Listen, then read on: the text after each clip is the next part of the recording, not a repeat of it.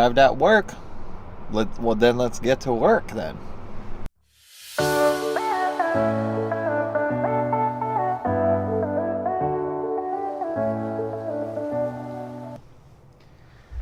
What's up, everyone?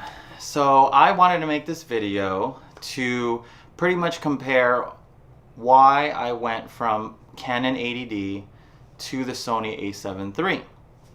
Is there anything wrong with the Canon? Is Sony that much better? I'll explain it all throughout. But before I begin that comparison, I thought I could go back and pretty much show you how I started with the whole filmmaking thing, because I think it would be really interesting to make this channel more like a journal of our progression every day as our pursuit of wedding videography or just videography in general. D5100, because I was really into photography and I tried using that for video, but it just wasn't working, or the autofocus wasn't working. I used it for a few documentaries and it worked fine, but I could tell that it was hunting a lot. Here's some examples. After that, I was like, I just want something portable. This DSLR is too big. And at the time, we went to Portland and it was such a huge thing for us to have a GoPro. So I bought the GoPro Hero 5 because I knew I was going to Italy soon and I just wanted something small, something portable. So I bought the GoPro Hero 5 because it had 4K, it had the slow-mo, it was touchscreen, it was everything I wanted, and it was, you know, waterproof. And I bought the gimbal with it, so it's super stable, and that was gonna make my cinematic shots. And so little did I know that although it was super wide angle, it just, all I did was point at everything and point at everywhere we went. I never really established a story. And that's when I realized that it's more about the story that you're telling than the equipment you have. The equipment you have will help you with regards to the look that you're going for, but it's still about the story at the end of the day. So I moved on to a Panasonic because I wanted to go lightweight.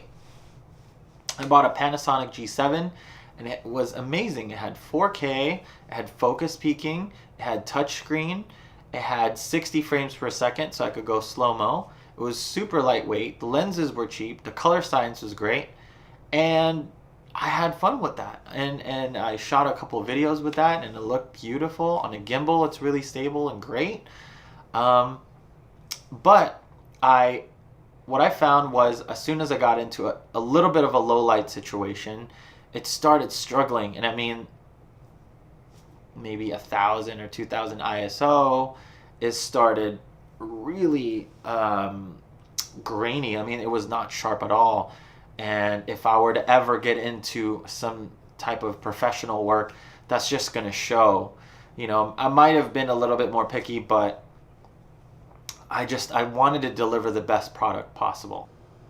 I just couldn't handle that. So I thought, okay, maybe I could just upgrade the camera lens, the camera, so that I could have in-body image stabilization. So I started researching and found that the G85 is so good at in-body image stabilization. So I was like, man, if it's everything that it could be, it would be perfect. So I got that.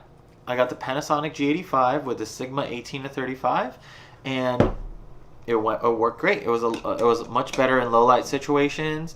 I didn't have to use ISO as much, but I could tell that stopping down to 1.1, it was just a little soft in the edges, and I'm gonna miss focus a lot because there's just a razor thin margin when you're stopped down that low, and you don't want to sacrifice ISO. So it was hard to focus properly. I couldn't get multiple people in focus.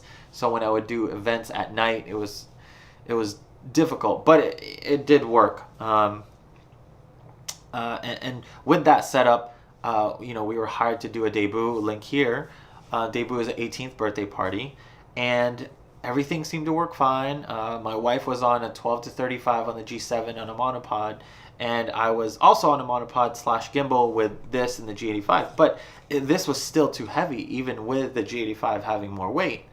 And so we were just struggling with the low light. We just felt like it was so grainy. I was like, we just have to have something different, you know. And then as the couple was kind of walking towards me, I kept missing focus, and it kept hunting. And you know, I'll put a clip here of me trying to catch the couple in focus, and I was like, oh my gosh, if this was a wedding and I missed that, you know, that would suck. Or even if it did catch it and it kept hunting, it just didn't look nice.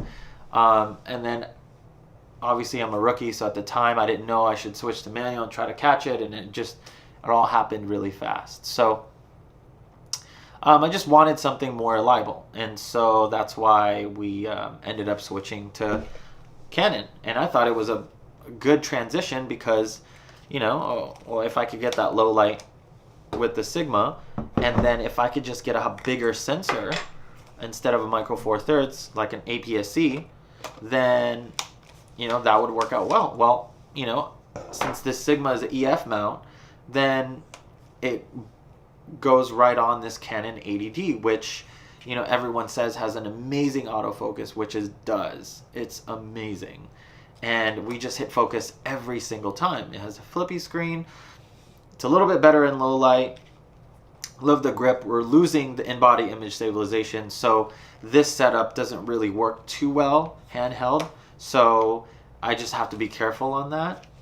Yeah, and I love the controls. I love everything about it, and I love the custom dials. And it seems like this was the way to go. And we used this for a wedding. Link here, or link in the description, and it worked great. And you know, although I didn't use the Sigma at the time, I just used the 51.4.